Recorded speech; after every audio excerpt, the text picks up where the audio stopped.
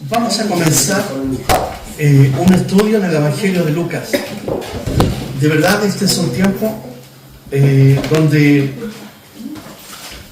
hay mucha información bíblica en todos los medios, pero una de las cosas que nosotros siempre enfatizamos es que tenemos que ir siempre a nuestra fuente, a Jesucristo, y el único modo de poder conocerle bien, entender su mensaje, es yendo precisamente a su historia que nos narran, ¿cierto?, los evangelistas, en este caso Mateo, Marcos, Lucas, Juan, desde una perspectiva distinta, cada cual, ¿cierto?, de su propia como visión presenta a Jesucristo, y donde hay relatos, ¿cierto?, que uno puede encontrar en un texto o libro, en otros no, o pueden estar vistos, ¿cierto?, en un mismo relato, en ambos libros, o en 3 libros, o en 4 libros, pero cada uno pretende colocar, ¿cierto?, enseñarnos respecto de Jesucristo, de su vida, de su nacimiento,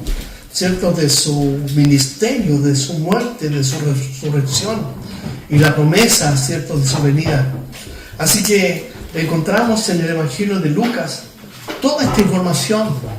Lucas es uno de los evangelios más exquisitos en cuanto al idioma que fue usado, ¿cierto?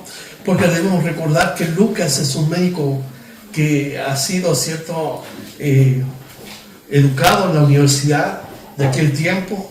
Por lo tanto, tiene un lenguaje, un conocimiento científico y un abordaje tal vez distinto a Mateo, por ejemplo, que era un cobrador de impuestos, o a Pedro, que era un pescador, pero en fin, él va a enseñarnos respecto del ministerio, de toda la obra de Jesús, de una manera increíble.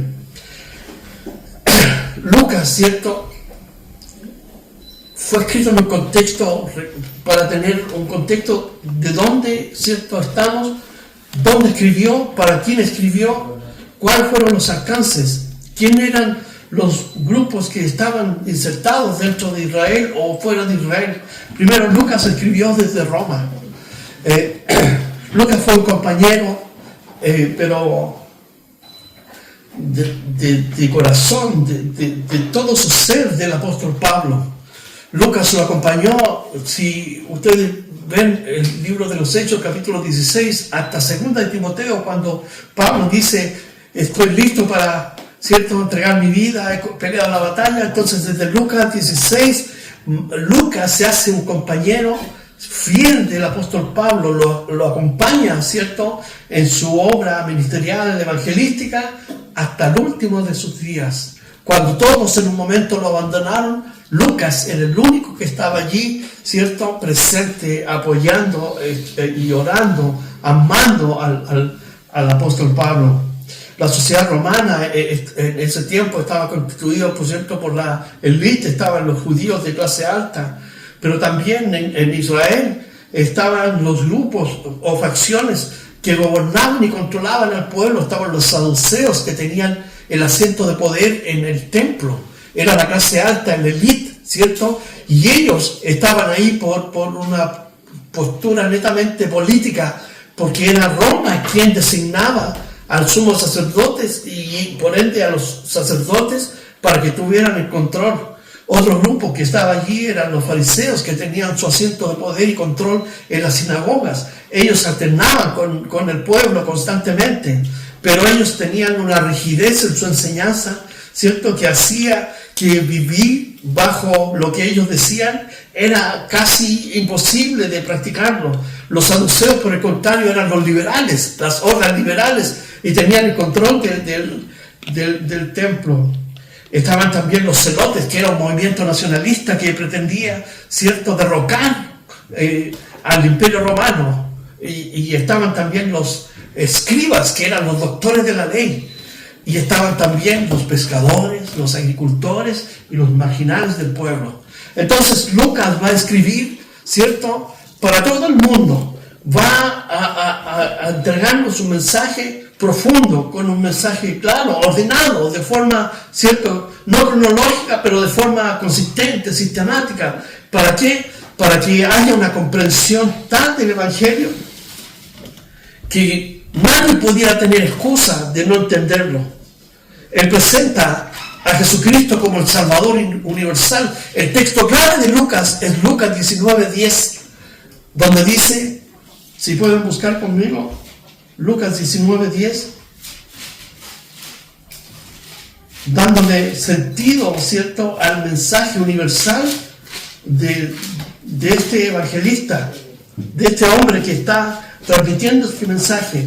¿Y cuál es el centro de este mensaje? Porque el Hijo del Hombre vino a buscar y a salvar lo que se había perdido. Este es el corolario, ¿cierto?, la parte central. Si pudiéramos describir un texto donde, ¿cierto?, hay mucho donde poder regodearnos, pero este es como la vértebra o la vena principal del mensaje. El Hijo del Hombre vino a buscar y a salvar lo que se había perdido. Así que Lucas es un gentil. Lucas no es un discípulo de primera mano del Señor Jesucristo. Es como de una segunda generación. Es un hombre, ¿cierto?, que sí ha experimentado la conversión y probablemente haya sido un esclavo a los pies de Teófilo, como algunos, ¿cierto?, lo proponen. O simplemente un esclavo puesto en libertad con alta educación que se encontró con Jesucristo. Por lo que podemos ver que su pasión, su mensaje, ¿cierto?, es precisamente transmitir con profundidad que Jesucristo es el Señor, que Jesucristo es el Salvador de la humanidad. Y nosotros vamos entonces a entrar a este estudio, ¿cierto?, teniendo esto en mente, ¿cierto?, que hay un contexto, hay un imperio que domina el mundo, hay un lenguaje universal que es el griego, hay en Israel, ¿cierto?, una cosmovisión distinta, porque los fariseos, por ejemplo, tenían una cosmovisión distinta. De hecho, alguien dijo, nosotros, la iglesia cristiana, somos muy parecidos en cuanto a las creencias de los fariseos, porque ellos creían en la vida futura, en el juicio venidero, creían en la venida del Mesías, creían en los ángeles, creían en la sanidad, creían en los milagros. Y la iglesia, nosotros creemos todo eso. Pero contrario a eso, los saduceos no creían en los milagros, porque ellos eran más racionalistas, liberales. Ellos no creían en la venida del Mesías. Por eso que políticamente ellos estaban asentados allí en el templo, ¿cierto?, y tenían ese asiento de poder y estaban disfrutando de todas las prebendas que el pueblo les daba, a expensas también de haber sido puestos allí políticamente por los romanos. La gente del común del pueblo, los pescadores, y podemos saber de esto a través de Pedro, ¿cierto?, a través de Andrés, a través de Jacobo y Juan, que eran pescadores, hombres que estaban lidiando, ¿cierto?, constantemente con el viento, con el oleaje, y estaban, ¿cierto?, trayendo este alimento a sus casas. Estaban los agricultores, y de allí Jesucristo tomó muchas enseñanzas, las parábolas, por ejemplo. Jesús calmó el mar, y estaban los que eran, ¿cierto?, los desechados de la sociedad. ¿Quiénes estaban? Los leprosos. Los leprosos no podían acercarse por nada a Israel. Estaban los pobres, los mendigos, los huérfanos, las viudas, los desamparados, que eran desatendidos por Israel. Entonces aparece Jesucristo y Lucas va a poner un acento en este evangelio precisamente de la compasión de Dios por el pobre, por el desvalido, por el huérfano, por la viuda, por el enfermo, por el pecador. Por eso en Lucas 19:10 dice, el Hijo del Hombre vino a buscar y a salvar lo que se había perdido. Entonces Lucas va a escribir de ahora a alguien, ¿cierto?, que no sabemos quién es, no podemos especular, algunos se atreven a eso, pero Teófilo era un hombre importante en el Imperio Romano. Y si van a Lucas 1:1, vamos a comenzar entonces, a modo de introducción, este estudio basado en el Evangelio de Lucas. Dice, puesto que ya muchos han tratado de poner en orden la historia de las cosas que entre nosotros han sido ciertísimas, tal como nos lo enseñaron los que desde el principio lo vieron con sus ojos y fueron ministros de la palabra, me ha parecido también a mí, después de haber investigado con diligencia todas las cosas desde su origen, escribírtelas por orden, oh excelentísimo Teófilo, para que conozcas bien la verdad de las cosas en las cuales has sido instruido. Entonces, Lucas, en estos primeros 4 versículos, hace una introducción de su propósito, por qué él va a escribir.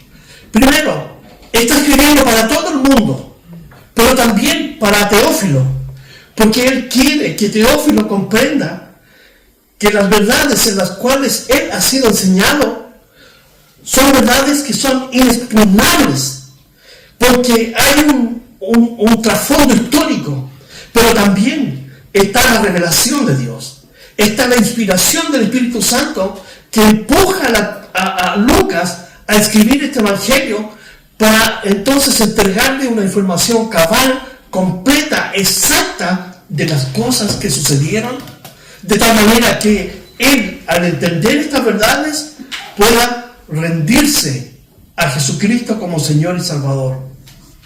Entonces Lucas comienza diciendo aquí, puesto que ya muchos han tratado de poner en orden la historia de las cosas que entre nosotros han sido santísimas. Entonces dice, porque ya muchos han tratado de poner, y cuando Lucas escribe este comienzo, ¿cierto? Comienza con puesto que ya. Fíjense que Lucas es un médico y comienza con una frase que utilizan los médicos de aquel tiempo, puesto que ya. Entonces, para dar un dictamen respecto de algo.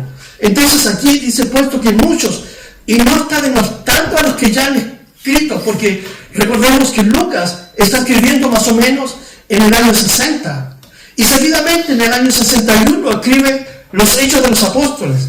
¿Y cómo sabemos que escribió el 60 y 61? Porque Lucas escribe la profecía de Jesús respecto de la destrucción del templo, y en el libro de los Hechos el apóstol Pablo todavía está con vida y Nerón aún no lo ha enviado, ¿cierto?, a asesinar, que esto ocurrió en el año 64.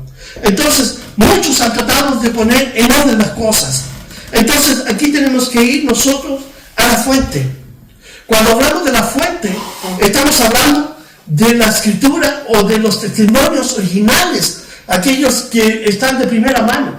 ¿Y a qué podemos recurrir? Lo voy a mencionar más adelante, pero así de modo general. Por ejemplo, los 70. Cuando Jesús comisionó a los 70 discípulos, allí hay una fuente importante de información respecto de la obra del ministerio de Jesús.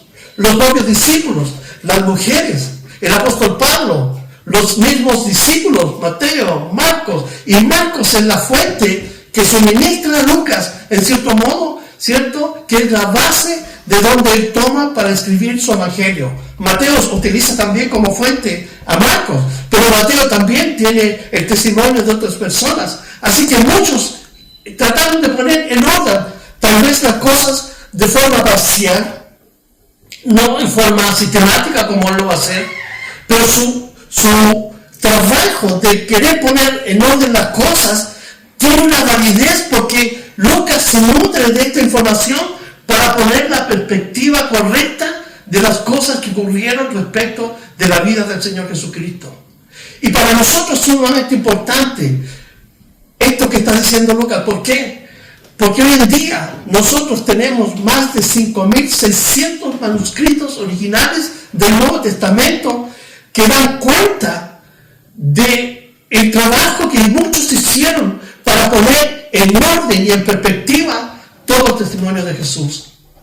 Por lo tanto, nosotros podemos descansar confiadamente en la obra que Dios hizo al inspirar a estos hombres para que escribieran este mensaje que nos llega hoy en día y que, ¿cierto?, tocó nuestras vidas, nos enseñó que éramos pecadores y que Jesucristo es la respuesta, que en Cristo Jesús encontramos paz, encontramos perdón, que recibimos el amor a través de Jesús, que recibimos el Espíritu Santo y que tenemos las promesas de las Escrituras. Entonces, Lucas está diciendo que muchos trataron de poner en orden la historia.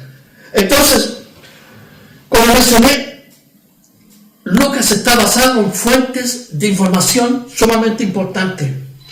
Si nosotros vamos, por ejemplo, a 2 de Pedro, el capítulo 2, el versículo 1, Pedro nos tiene que decir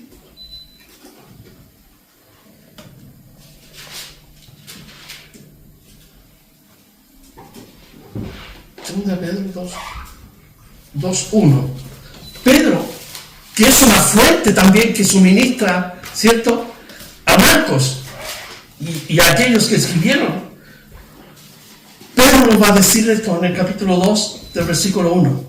Pero hubo también falsos profetas entre el pueblo. Segunda de Pedro 2:1.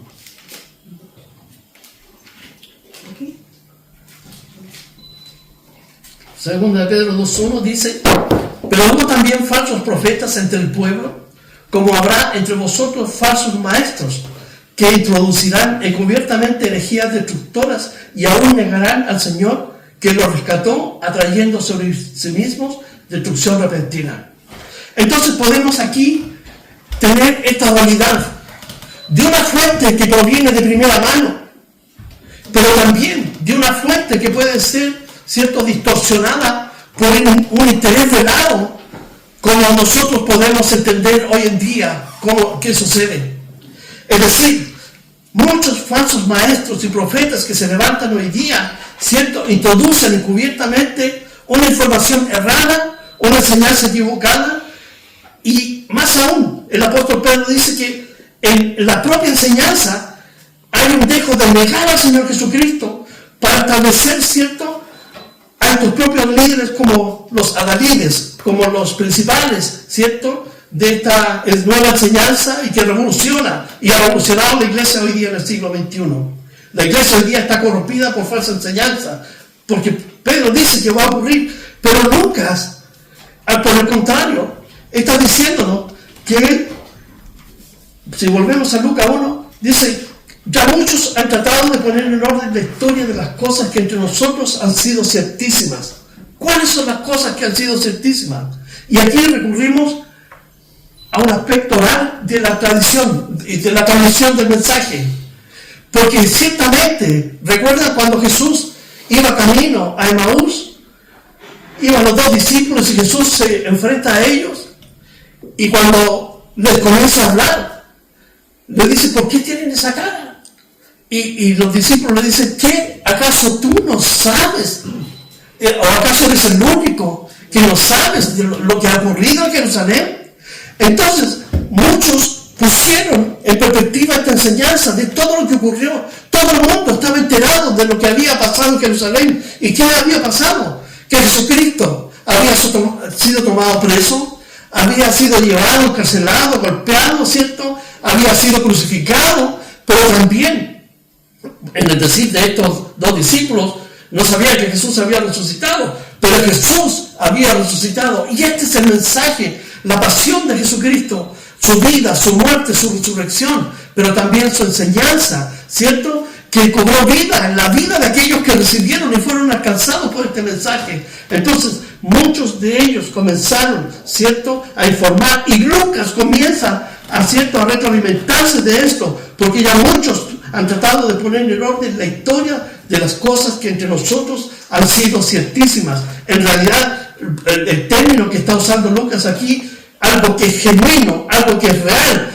que es inexpugnable, que es indudablemente cierto, que es irrebatible. Entonces, todo esto que es irrebatible, que es inexpugnable, son cosas ciertas que pasaron, no tan solo, ¿cierto?, en el decir de las personas como transmisión oral, sino como un hecho histórico. La historia refleja la muerte y la resurrección de nuestro Señor Jesucristo. Entonces Lucas está tomando de aquello que recibió de ellos para poner la perspectiva de la historia de las cosas que han sido inexpugnables, realidades, ¿cierto?, que tocaron la vida de muchas personas. Lucas está entonces colocando esta información. ¿Para qué? Para que Teófilo, en las cosas tal vez que escuchó y recibió y que fue retroalimentado respecto de lo que había sucedido con Jesucristo y en Jerusalén, recibieron una verdad absoluta e inexpugnable. El cristianismo, fíjense, el cristianismo está levantado, su fundamento es sobre hechos históricos y no fábulas artificiosas. recordemos que Pedro ya nos dijo que vendrán hombres que levantarán fábulas, pero el cristianismo está basado sobre un testimonio de hombres y mujeres que experimentaron el poder de la salvación. Allí está, por ejemplo, María Magdalena, quien fue liberada de 7 demonios. La prostituta que iba a ser apedreada. Jairo, Zaqueo, el publicano, en fin, hay testimonios reales de personas, ¿cierto?, que dan a conocer de lo que sucedió es realmente cierto. La veracidad de las Escrituras. Y nos llegan a nosotros ya después de 2000 años estos manuscritos que son descubiertos en las cavernas del Qumran en 1948 y que da cuenta, ¿cierto?, de los manuscritos más o menos del año 100 después de Cristo, donde encontramos textos completos. Por ejemplo, el libro de Isaías está en un rollo de casi 18 metros, completo. Y es exactamente lo que nosotros tenemos hoy en día, si los comparamos. Los textos entonces del Nuevo Testamento que fueron encontrados dan cuenta de la veracidad de los hechos que allí ocurrieron. Lucas quiere hacer eso. Además, si vemos, si vuelven a Primera de Pedro, el capítulo 1, 21, Primera de Pedro 1,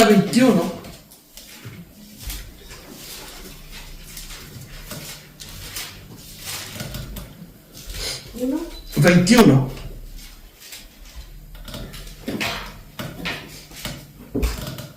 dice así: porque nunca la profecía fue traída por voluntad humana. Segunda Pedro 1:21. Porque nunca la profecía fue traída por voluntad humana, sino que los santos hombres de Dios hablaron siendo inspirados por el Espíritu Santo.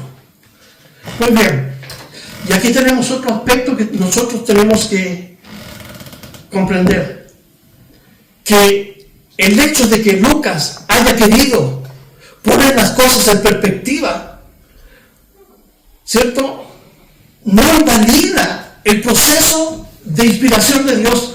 Hay muchos que dicen y sostienen, por ejemplo, que la inspiración, cuando Dios inspiró a los profetas en el Antiguo Testamento, o para que escribieran los libros, ¿cierto?, del Antiguo y Nuevo Testamento, en la teoría del dictado, que los hombres quedaron como en trance y el Espíritu Santo le decía, escribe esto. No, Dios, ¿cierto?, nunca violó la independencia de cada ser humano. Y en retrospectiva podemos decir que Lucas, siendo ocupados, Dios ocupó su conocimiento, su experiencia de conversión, ¿cierto?, el contacto con aquellos testigos oculares. ¿Para qué? Para que cuando él terminara de escribir, ¿cierto?, él percibiera que lo que escribió precisamente vino directamente del corazón de Dios, a pesar de que Lucas haya puesto de orden en forma sistemática toda la Escritura.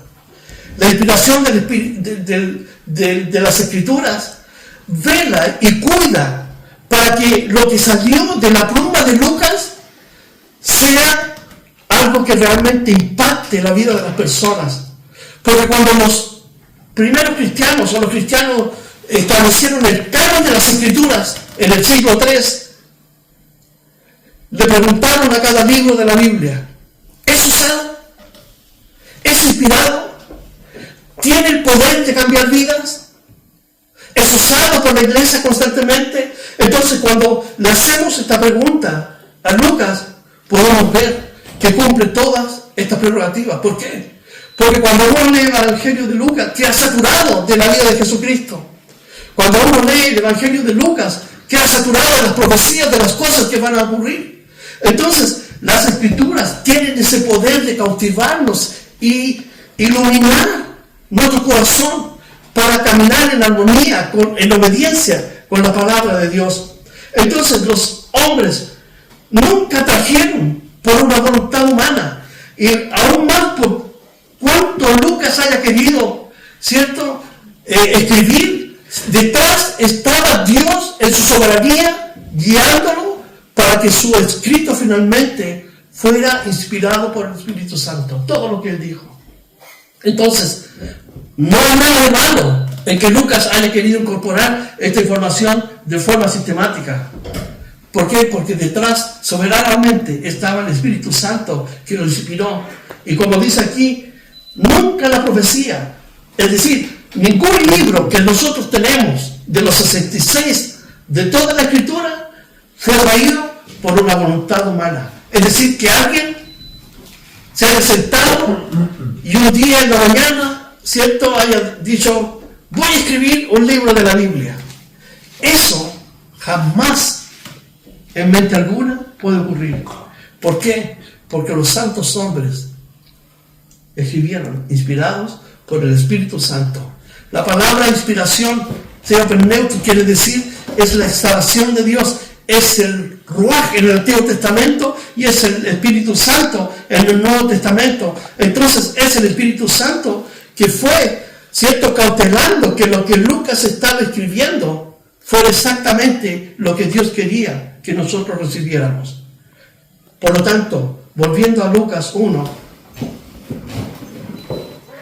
muchos trataron de poner en orden la historia, pero Dios no permitió que eso sucediera, porque Dios quería usar a Lucas. ¿Se dan cuenta? Es la soberanía de Dios. Como Dios usó a Mateo, como Dios usó a Pablo, como Dios usó, ¿cierto?, a Marcos y a los profetas en el Antiguo Testamento para que nos dejaran sus escritos. Entonces, por más que un hombre intente de hacer algo en la carne, en su fuerza, Dios nunca se lo va a permitir, a no ser que esté en la completa voluntad de Dios. Y Lucas estaba en el centro de la voluntad de Dios. ¿Por qué? Porque Dios quería que nosotros recibiéramos este mensaje. A pesar de que otros lo pusieron en perspectiva, tal vez fuentes aisladas, orales, ¿cierto?, entre las personas que fueron testigos de la crucifixión de Jesús, pero Dios permitió que Lucas, un gentil, un hombre que no pertenece al pueblo de Dios, escribiera este mensaje sobre las cosas que fueron ciertísimas. El versículo 2 dice, voy a leer el 1 para entrar al contexto, puesto que ya muchos han tratado de poner en orden la historia de las cosas que entre nosotros han sido ciertísimas, tal como nos la enseñaron los que desde el principio lo vieron con sus ojos y fueron ministros de la palabra. Fíjense, tal como nos lo enseñaron. Esto aquí introduce, ¿cierto?, una idea, ¿cierto? Estamos interpretando el texto, ¿cierto? Le estamos dando un sentido, una idea de conformidad y de acuerdo. Es decir, tal como ellos lo dijeron, por lo mismo es aceptado. ¿Por qué? Porque está en acuerdo con lo que el Señor nos va a mostrar a través de Lucas. Tal como lo enseñaron los que desde el principio lo vieron con sus ojos. Y aquí, fíjense, es interesante que Lucas acude a un testimonio oral, un testimonio ocular. La palabra vieron aquí es interesante, porque de ahí viene la palabra autopsia en el lenguaje clínico, y quiere decir verlo con sus propios ojos. Es decir, la experiencia de vivir con Jesús, de tocarlo, conforme si buscamos en 1 de Juan, el capítulo 1, versículo 1, para darle, ¿cierto?, todo el sentido a la palabra vieron. 1 de Juan 1:1.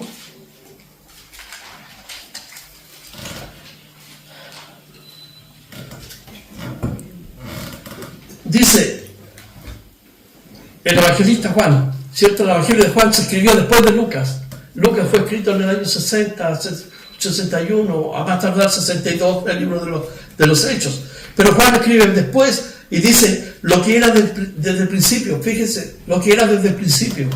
Está hablando del ministerio y la obra de Jesucristo. 1 de Juan, ¿cierto? Lo que hemos oído. Fíjense. 1 de Juan 1:1. Está Segunda de Pedro. Búscalo con calma. 1 de Juan 1. Vamos a hacer un pequeño. Gracias. Bien, dice, lo que era desde el principio, lo que hemos oído. Está hablando en primera persona, Juan. Lo que hemos visto con nuestros propios ojos, lo que hemos contemplado y palparon nuestras manos tocante al verbo de vida, porque la vida fue manifestada y la hemos visto y testificamos y os anunciamos la vida eterna, la cual estaba con el Padre y se nos manifestó. Lo que hemos visto y oído, eso os anunciamos, para que también vosotros tengáis comunión con nosotros. Y nuestra comunión verdaderamente es con el Padre y con su Hijo. Pero el punto, cuando Lucas, cierto, está diciendo que cosas que nos enseñaron, recuerden que Lucas no es parte del grupo de los 12. Lucas es un gentil que se convierte al cristianismo, pero que recibe la inspiración para escribir. Entonces toda la enseñanza que él recibió, ¿de quién la recibió? Del apóstol Pablo, de Felipe, como vamos a ver, y la información de los 70 y de otros más. Por lo tanto, Lucas, ¿cierto?, da conformidad a lo que recibió, por cuanto aquí en 1 de Juan se señala que el testimonio ocular es tan importante, porque los que estuvieron con Jesús, los que escucharon, Juan estuvo durante 3 años, recuerden, durante 3 años aprendiendo directamente del Señor Jesucristo, en el mar, en el desierto, en el campo, en la ciudad. Ellos fueron instruidos totalmente por el Señor Jesús. Y esto era sumamente relevante. ¿Por qué? Porque Jesucristo estaba formándolos, porque ellos posteriormente serían los responsables de enviar, ¿cierto?, de llevar la palabra de Dios una vez que fueran revestidos con el poder del Espíritu Santo, de acuerdo a Hechos 1:8. Entonces ellos lo tocaron, ellos lo vieron. De hecho, Juan se recostó al costado de Jesús. Si volvemos aquí a Lucas, el capítulo 2, cuando dice tal como nos lo enseñaron los que desde el principio lo vieron con sus ojos y fueron ministros de la palabra. Fíjense, Lucas me encanta cuando escribe esto, porque él no hace una apología para presentar a los apóstoles, ¿cierto?, como los hombres destacados de la primera línea. ¿Cómo los presenta? Los presenta como siervos. La palabra ministro literalmente significa un subremador. Literalmente, un subremador. ¿Qué significa esto? Que eran aquellos hombres que iban en las galeras romanas bajo el nivel del mar y que estaban condenados a muerte. Entonces, Lucas me encanta porque los presenta como servidores. Literalmente servidores de mesas también. Pero ¿qué hicieron? Sirvieron llevando la palabra. ¿Y cómo la llevaron? Predicándola, enseñándola. Recuerden, Hechos 2, cuando Pedro se levanta y predica el mensaje de salvación por medio de Jesucristo, y 3.000 personas se vuelven a Jesucristo. Los demás discípulos, ¿cierto?, llevando el evangelio por todas partes. Entonces Lucas está dando testimonio que la fuente de primera mano son aquellas personas que tuvieron un contacto real con el Señor Jesucristo, lo tocaron, lo vieron, lo escucharon. Por eso que están capacitados e inspirados por Dios para traernos este mensaje. Por lo tanto, la verdad que ellos transmiten es una verdad inexpugnable, no se puede rebatir. Todos los que han intentado pelear contra la palabra de Dios han caído bajo la cruz de Cristo. Y el ejemplo lo tenemos en el apóstol Pablo, quien era un fariseo de fariseos, que persiguió a la iglesia, persiguió a los cristianos, y cuando iba en búsqueda de más cristianos para matarlos y ponerlos en la cárcel, se encontró con Jesucristo y cayó doblegado ante la cruz del Calvario. Voltaire, el filósofo francés, que se burlaba de las Escrituras, dijo: de aquí a 100 años más, esto del cristianismo, esto de la Biblia va a desaparecer. Y hoy día, paradojalmente, en esa casa donde Voltaire hizo esa declaración, la Sociedad Bíblica instaló una imprenta para producir e imprimir Biblias para todo el mundo. Entonces, para demostrar que nadie puede burlarse o atacar la palabra de Dios sin que reciba o la cruz de Cristo en su vida para ser transformado, o la ira de Dios para ser desechado por Él. Entonces, las cosas de estos hombres fueron reales, y nosotros podemos tener certeza que lo que leemos en nuestras casas es inspirado por el Espíritu Santo.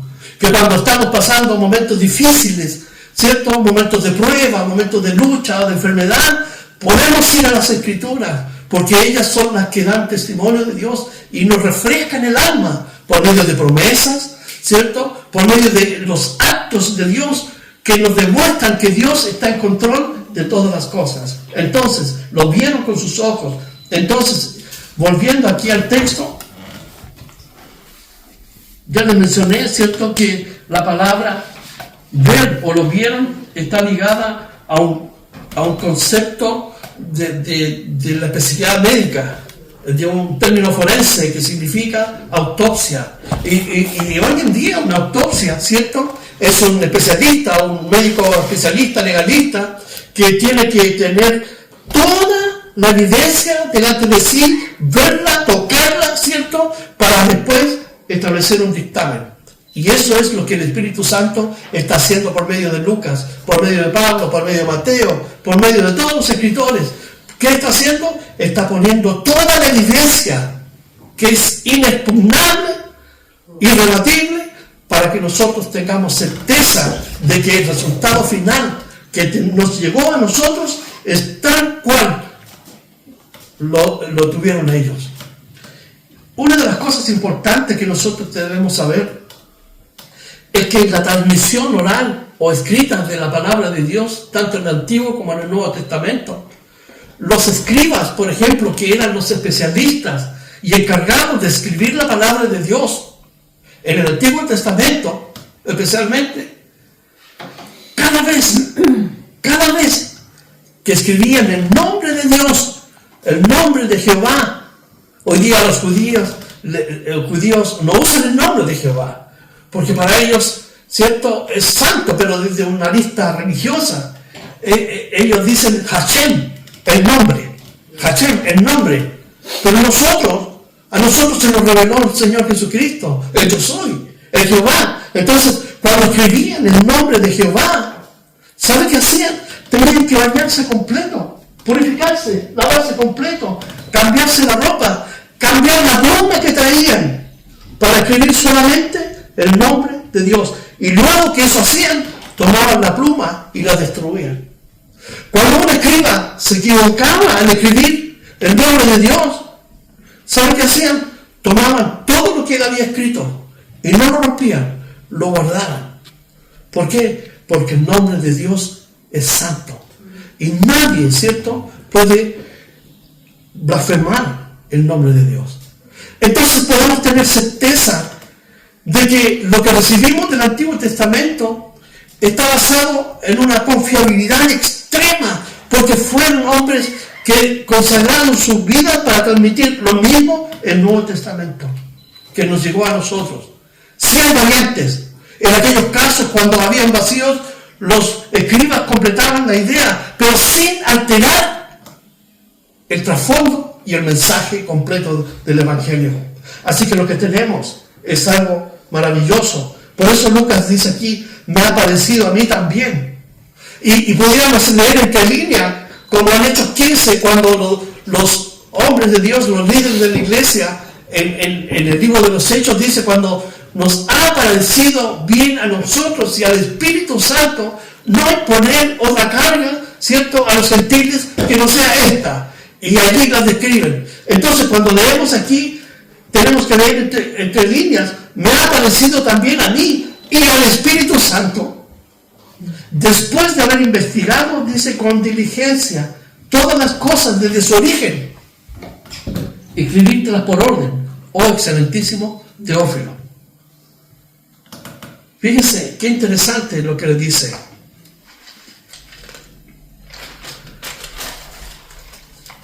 Lucas,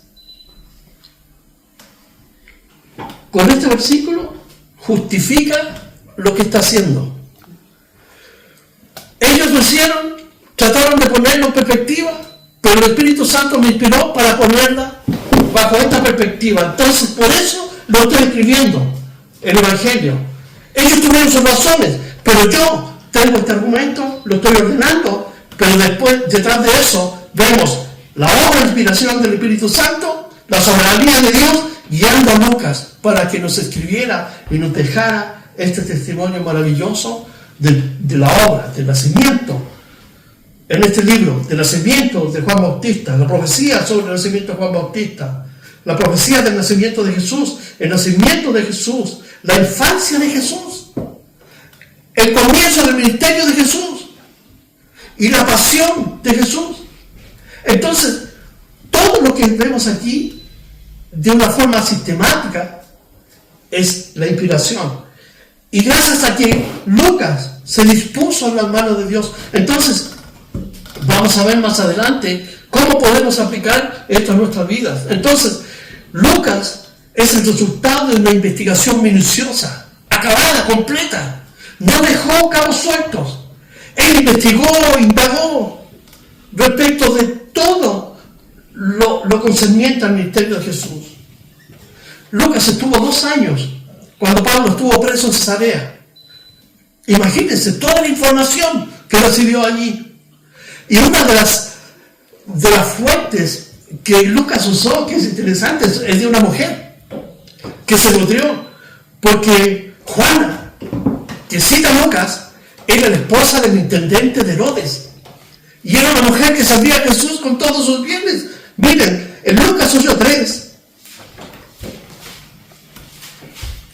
a propósito del Día de la Mujer, Lucas 8:3.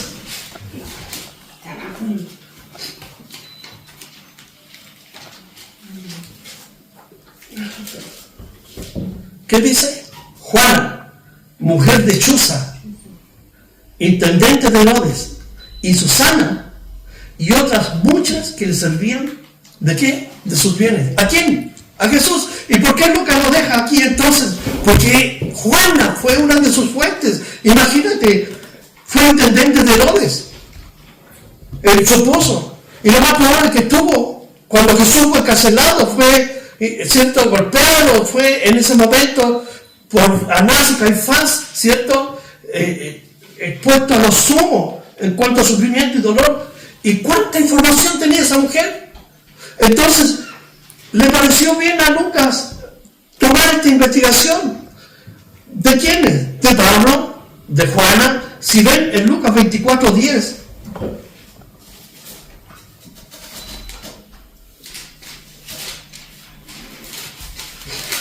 otra de las fuentes que Lucas probablemente usó, ¿quién eran? María Magdalena y Juana. Nuevamente Juana mencionada. Y María, madre de Jacobo. Y las demás con ellas. ¿Quiénes? Ana, probablemente la suegra de Pedro. Que María, la madre de Jesús. ¿Quién más? María Magdalena, la mujer que fue liberada de ser apedreada. Entonces podemos ver que cuando Lucas dice, me pareció bien a mí investigarlo acuciosamente de tal manera que todos los detalles que voy a exponer obedecen estrictamente a la verdad. ¿Por qué? Porque está basada en testimonios de personas que tocaron, escucharon, hablaron y estuvieron con el Señor Jesucristo. Y podemos obtener de aquí, de esta, una pequeña aplicación. Primero, todos aquellos que quisieron hablar, exponer, contar la historia de Jesús, fue porque sus vidas fueron transformadas por el contacto con Él. Cuando el Señor Jesucristo llega a una persona y lo transforma, ¿qué es el deseo de esta persona? Salir y contar, hablar de Jesús, de las virtudes de Jesús, de las promesas de Jesús, de su enseñanza, de su pasión, de su muerte, de su resurrección, tal como los discípulos de Maús. ¿Acaso tú no has escuchado lo que ha ocurrido aquí en Jerusalén? ¿Acaso eres tú el único? Entonces aquí tenemos a María Magdalena, a Juana, a María, madre de Jacobo, y las demás con ellas. ¿Quiénes dijeron estas cosas? ¿A quiénes? A los apóstoles. Porque el día que Jesucristo resucitó, ¿quién fue? Las mujeres. Y las mujeres fueron a hablar a los discípulos, oye, Jesús ha resucitado. Entonces, cuando Lucas, volviendo al pasaje del versículo 3, no sé qué era. 12:48. Cuando dice, me ha parecido a mí, también a mí, después de haber investigado con diligencia. Aquí yo escribí, de no haber emprendido un trabajo con determinación, con propósito. Y la vida de un cristiano debe estar guiada y sustentada con un propósito, con un sentido. Uno no puede ser cristiano como un pajarito dentro de una jaula que come y está ahí. Dios tiene un plan y propósito para cada uno de nosotros, tal como estos hombres al principio. Entonces, el trabajo que emprendió Lucas fue con una precisión única, porque viene de primera mano. Yo estuve con él, dijo Juan, lo toqué, hablé, Pedro, Mateo y todos los demás, Bartolomé y todos los discípulos, los 70, cuando Jesús los comisionó. Recuerden que también son una fuente de información a Lucas y a los discípulos, porque Jesús los comisionó que fueran de 2 en 2. ¿Se recuerdan? Y cuando llegaron, ni los demonios se sujetaron. Entonces tuvieron una experiencia y una aproximación a Jesús de tal manera que era imposible que pudieran mentir. Nadie muere por una mentira. Nadie puede morir, a no ser que esté loco. Pero ellos murieron cantando, alabando a Jesucristo, comidos por los leones, por los osos, asesinados, clavados en la cruz, estacados, quemados, por causa de Jesús. Entonces, cuando el Evangelio irrumpe en la vida de una persona, tiene que haber un cambio. Jesús le dijo a Nicodemo, si no naces de nuevo, no puedes ver el reino de Dios. Entonces Lucas busca, ¿cierto?, compilar todo este material. Y el resultado, si uno le hace un examen riguroso, es la verdad de Dios expuesta ante nosotros, tal como ellos la recibieron. Así que Lucas investigó todas las cosas desde su origen, es decir, desde la encarnación de Jesucristo, desde las profecías del Antiguo Testamento que testificaban que Jesucristo, ¿cierto?, tendría que venir, que Él era el Mesías. Lucas investigó seguramente en Isaías, en Amós, en Malaquías, en Zacarías, en fin, todos los profetas que hablaron, los mismos salmos hablan del Mesías. Por lo tanto, investigó basado en hechos reales y su examen fue riguroso, por lo que nosotros podemos confiar plenamente que lo que tenemos es la palabra de Dios inspirada que toca nuestra mente, nuestro corazón y debiera cambiarnos y animarnos a ser como estos hombres a llevar la palabra de Dios. En Hechos 1:1, porque Lucas escribió también el libro de los Hechos,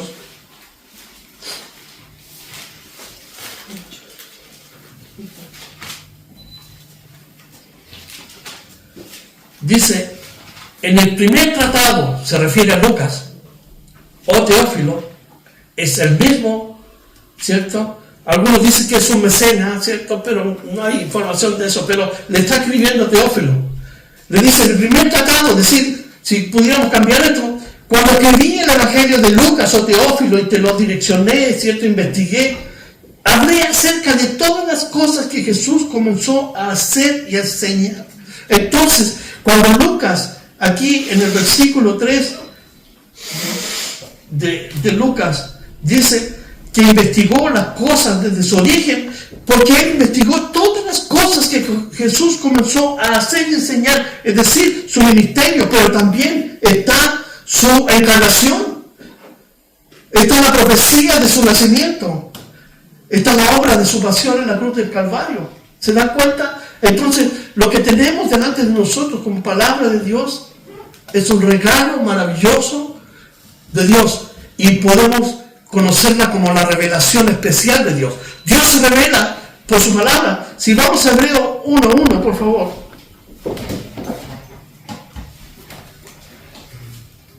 Hebreos 1:1.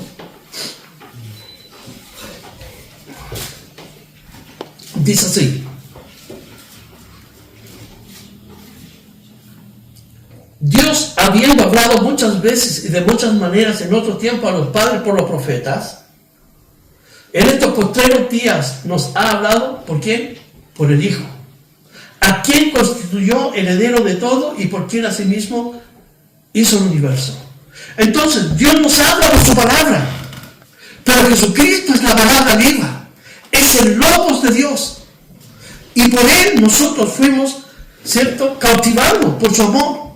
El Logos de Dios, la palabra viva, la verdad es una persona, es Jesucristo. Por lo tanto, nos llega a nosotros la verdad, ¿cierto?, por medio del Evangelio, que se refiere a Jesucristo. Jesucristo es la verdad. Jesús dijo, yo soy el camino y la verdad y la vida. Nadie va al Padre sino por mí. Es la verdad que viene de Dios. Es la revelación especial. En Jesucristo nosotros tenemos esta revelación. Dios, es decir, descubre los misterios que estaban escondidos y nos revela a nosotros el plan desde la eternidad hasta la eternidad.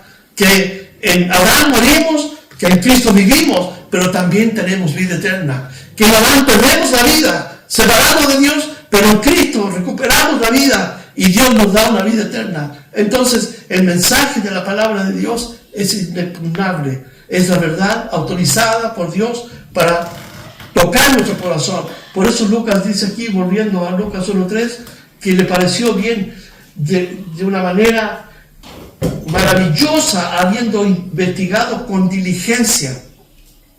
Esta palabra con diligencia, ¿cierto?, es con precisión, con sumo cuidado. Es decir, es una investigación minuciosa para que nosotros tuviéramos la palabra de Dios. Después de haber investigado con diligencia todas las cosas desde su origen. Y esta palabra origen tiene dos acepciones, de arriba y de aquí. Es decir, podemos entender que la palabra de Dios es inspirada. ¿Por qué? Porque cuando dice desde su origen, ¿cuál es el origen de la palabra de Dios? Dios mismo, porque Él la inspiró. Pero también hay un trabajo. Entonces fíjense que Dios no anula nuestra capacidad de investigar, de estudiar, de conocer las cosas de Él. Cuando viene de arriba, cuando viene, es decir, cuando hay un corazón que realmente quiere conocer las cosas de Dios, para que eso se transforme en algo pragmático en su propia vida, entonces hay una concomitancia y una concordancia. Por eso Lucas dice aquí, las escribió todas las cosas desde su origen. Es decir, bien de arriba, pero también las investigué y las pongo aquí. ¿Para qué? Para que conozcan bien la verdad, le dice. En 2 de Timoteo 3:16.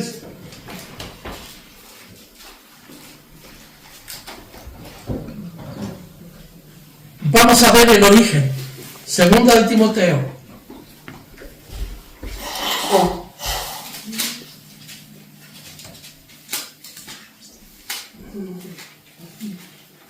Segunda de Timoteo 3:16 dice, toda la escritura, o dice parte, toda la escritura es inspirada por Dios y útil. Entonces Dios no tan solo nos revela su voluntad por medio de la escritura para que nosotros, ¿cierto?, tengamos un conocimiento intelectual. Dios nos revela para que tengamos un conocimiento práctico. De hecho, el profeta Oseas o Amós dice, mi pueblo ha fallado por falta de conocimiento. Pero no un conocimiento académico teológico, sino un conocimiento práctico. Es decir, de tomar la palabra de Dios y vivirla cada día. Y sabemos que somos de naturaleza caída, pero Dios nos ha dado su Espíritu Santo para poder vivir cada día en sintonía con su voluntad, porque Dios expresa su voluntad por su palabra, porque es inspirada y es útil para enseñar, nos enseña, nos redarguye de aquellas cosas que están erradas en nuestra vida, en la práctica, para corregir, es decir, nos da la fuerza y el poder para cambiar de rumbo y nos instruye en la justicia, es decir, para practicar las cosas buenas de Dios, siendo buenos trabajadores, buenos esposos, buenos hijos, buenos estudiantes, buenos, en fin, la justicia tiene que ver con la práctica o la praxis en la vida diaria. Entonces la palabra de Dios, como alguien dijo, es un compendio de la voluntad de Dios que tiene que afectar positivamente nuestra vida.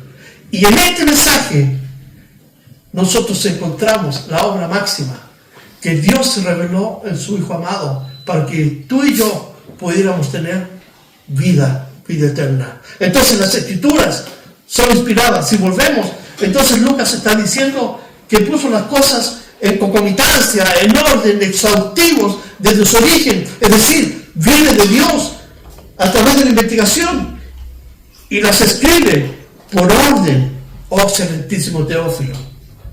¿Cuál es el propósito? Para que conozcas bien la verdad, para que no estés, ¿cierto?, ávido, ¿cierto?, de consumir la verdad, pero se filtren errores, se filtren malas informaciones, malas enseñanzas, malas doctrinas, de las cuales nos advierte el apóstol Pablo en 1 Timoteo 4:1, cuando dice que en los postreros tiempos vendrán hombres que enseñarán doctrinas de demonios, que negarán la eficacia de la palabra de Dios, negarán al Hijo de Dios, negarán la Trinidad, negarán el Espíritu Santo y su poder, negarán la eficacia de la salvación en la vida de las personas, enseñando como doctrinas y mandamientos de hombres. Las Escrituras nos advierten de eso, pero lejos de eso, Lucas nos transmite un mensaje veraz, profundo, que debe afectar nuestra vida. ¿Por qué? Porque viene de arriba, lo toma desde su origen, desde su comienzo. Entonces, ¿para qué? Para que Él conozca la verdad, para que no tan solo sea un conocimiento intelectual, académico, teológico o bíblico solamente, sino que sea algo que afecte su vida. Cuando comprendemos nosotros la voluntad de Dios cabalmente a través de la enseñanza de la palabra de Dios, entonces este tiene el poder de transformar y tocar nuestra vida. Por eso que nos sentamos a la mesa de Jesús para comer su pan, que es la palabra de Dios, para ser transformados a la imagen de Jesucristo. ¿Cómo podemos aplicar este mensaje? Primero, Dios nos llama a ser buenos estudiantes de la palabra de Dios. En Daniel 11:32,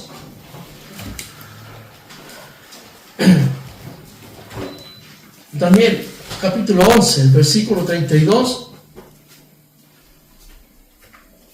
en la parte B del mensaje de este versículo, que dice: mas el pueblo que conoce a su Dios se esforzará y actuará. Fíjense la implicación que tiene el conocer a Dios. No es meramente un conocimiento empírico, ¿cierto? Cuando le preguntan a la gente: ¿usted cree en Dios? Sí, yo creo en Dios. Está ahí, porque Dios puso en nuestro ser, ¿cierto?, el buscar a Dios. Si buscando a tientas, como dice Pablo, pudiéramos encontrarlo. Pero este conocimiento tiene que ver con la verdad que nos es revelada, que es la palabra de Dios. Y cuando eso sucede, ¿qué dice Daniel? El pueblo que conoce a su Dios se esforzará y actuará. Entonces debemos ser buenos estudiantes de la palabra de Dios, prácticos en el día a día. Fíjense que no basta solamente con tener fe, sino además que es necesario crecer conociendo la verdad bíblica. El reparo en el libro de los Hebreos, el capítulo 6, fue porque los cristianos de segunda generación se daban vuelta en las mismas enseñanzas, que el bautismo, que el bautismo en agua, que el Espíritu Santo, que Cristo salva. No, tenemos que avanzar también en conocer más profundamente la palabra de Dios. ¿Para qué? Para que ese conocimiento afecte mi vida. Dios me va a dar poder para esforzarme y para actuar, para vivir para Él. No basta tener fe. El cristiano debe ser un hombre, y la cristiana debe ser hombres inteligentes, hombres de vanguardia. ¿Por qué? Porque tenemos un conocimiento que los hombres que no son cristianos no tienen, no conocen. Eso nos da una ventaja. Pero muchas veces usamos eso como un recurso para postrarnos. Al contrario, nosotros, Dios nos puso por cabeza y no por cola. Pablo le dice a Timoteo: Procura con diligencia presentarte a Dios como un obrero aprobado, que no tiene de qué avergonzarse y que usa bien la palabra de verdad para su beneficio. Dios nos ha entregado la palabra de Dios para bendecirnos, para ayudarnos. Nos exhorta, ¿no es cierto? Nos anima, nos consuela, nos reprende. Pero son cosas que son vitales a la vida del cristiano.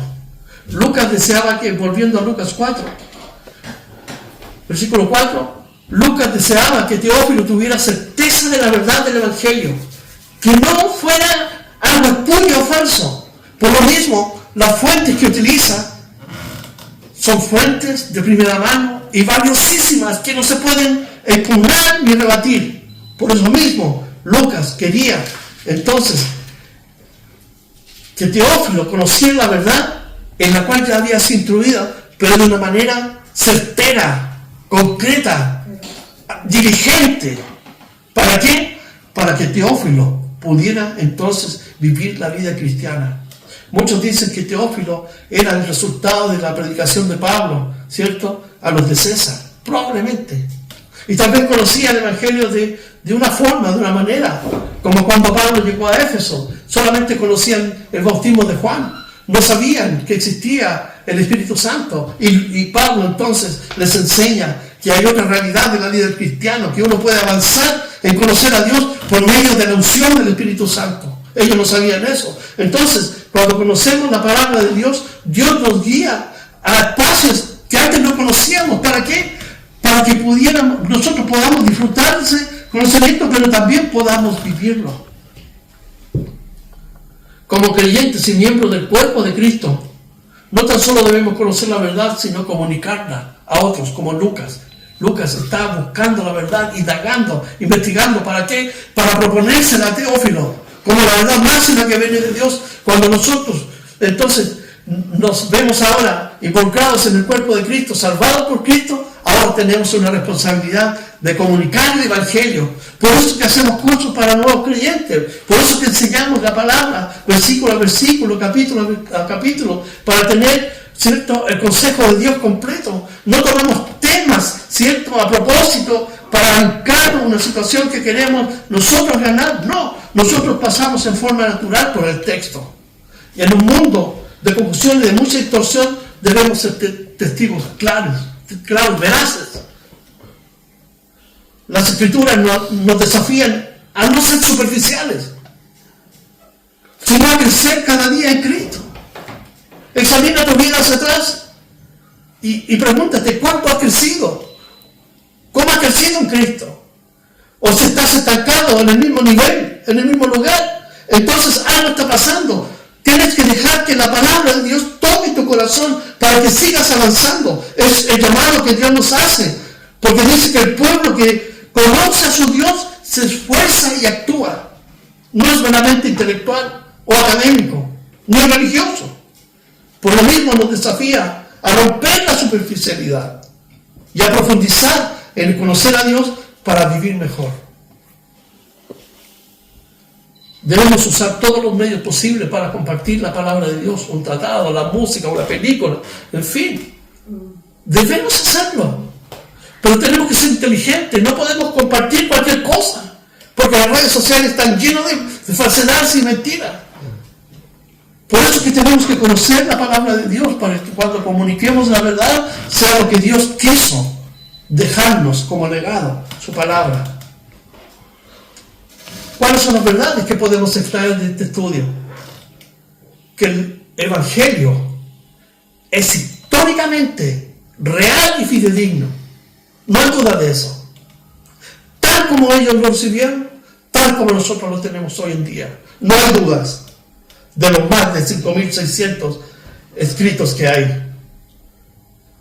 Otra verdad, que la palabra es accesible. La podemos indagar, la podemos verificar si tenemos dudas. Porque los cristianos de Berea, cuando Pablo llegó a enseñarles las Escrituras, ellos le dijeron: un momento, Pablo, espérate, nosotros vamos a verificar por la palabra si las cosas que tú estás diciendo son verdad. Y cuando lo hicieron, quedaron convencidos por la verdad No por lo que transmitió Pablo, sino por la verdad de la palabra de Dios. Y eso es lo más importante, que nosotros debemos ser convencidos por la palabra. Por eso es que es importante que tengas tu devocional, tu estudio propio. Métete en la palabra de Dios, ora al Señor, que el Espíritu Santo te guíe, ¿cierto? Te inspire y te dé el poder también para ser testigo veraz de Jesucristo, de su evangelio. Podemos confiar entonces plenamente que lo que Dios nos ha querido transmitir es su verdad indiscutible, una verdad que nos transforma, una verdad que nos cambia, que aumenta nuestra fe cuando leemos la palabra de Dios. Si alguno tiene falta de fe, ¿cómo podemos alimentar nuestra fe? Por la palabra de Dios, por oírla, por estudiarla. Por eso que de ahí que es importante que un cristiano tenga una o dos o tres versiones de la Biblia. Hoy día es fácil bajar versiones de la Biblia por internet, o un buen diccionario, una buena concordancia. Son elementos ahora que no hay excusa para no tenerlos. Los podemos tener. Porque de ese modo tenemos una visión más general. Sí, voy a enseñar más adelante el cuidado que tenemos que tener con ciertas versiones de la Biblia. Pero podemos bajar, por ejemplo, la Biblia de las Américas, la Reina Valera del 60, la Biblia de Jerusalén, que es del mundo católico, pero es una de las buenas Biblias traducidas. Entonces, ¿cómo aumentamos nuestra fe? Por el oír, y el oír, y estudiar, investigar. Entonces, para concluir esta introducción al Evangelio de Lucas, ¿qué tenemos que hacer? Tenemos que meternos en la palabra de Dios. Tenemos que dejar que la verdad de Dios nos cautive. Y cuando esa verdad ha tocado nuestro corazón y nuestra mente de verdad, me voy a esforzar. ¿Qué le dijo Dios a Josué? Nunca se aparte de ti este libro. De día y de noche meditarás en él, para que guardes y hagas conforme a todo lo que está en él escrito. Entonces, ¿qué le dijo? Te irá bien. Mira que te mando que te esfuerces, que seas valiente, no temas ni desmayes. Josué 1:8 en adelante. ¿Qué tiene que hacer un cristiano? Bueno, ahora examinémonos a la luz de la Escritura. ¿Dónde estoy en Cristo? ¿Qué ha sido de mi vida? ¿Qué va a ser de mi vida? Porque dice ahí que el pueblo que conoce a Dios se esfuerza y actúa. No puedo vivir vegetando como cristiano. Tengo una responsabilidad. Estudiar, conocer a mi Dios por medio de su palabra y compartir de Jesucristo a otros. Lucas se propuso esto en su corazón y Dios estaba detrás guiándolo, inspirándolo. Cuando nosotros, ¿cierto?, oramos. Y no creas que Lucas no oraba. Lucas oraba. Tenía el mejor compañero de oración, que era Pablo. Lucas tiene que haber tenido tiempos de oración profunda, porque él quería que la verdad llegara pura, sin contaminación. Y así nos ha llegado hoy día. Entonces, esta palabra nos ha llegado así a nosotros hoy día. Que produzca ese efecto. Jesucristo dijo, para que llevéis fruto. Para que llevéis fruto. Vamos a orar. Padre, queremos darte gracias por tu amor. Señor, por esta palabra, Señor, maravillosa que nos ha llegado hasta nosotros. Sin duda, Señor, es un mundo tan maravilloso y fascinante cuando entramos, Señor, y descubrimos, Señor, las maravillas, tus obras, Señor. Padre, danos ese poder y esa fuerza para avanzar en conocerte mejor, para vivir mejor, para experimentar tu poder en nuestra vida, tu unción, tu guía, tu dirección, y por sobre todas las cosas, para vivir bajo tu voluntad perfecta, absoluta, como enseña tu palabra, Señor. Señor, te doy gracias por todos los que estamos aquí, por los que están, Señor, mirando el estudio, los que los miraron, Señor, que de verdad podamos ser hombres de la palabra y mujeres de la palabra, Señor, para que tú te glorifiques, Señor, en todo. Te damos toda la gloria a ti, en el nombre de Jesús. Amén.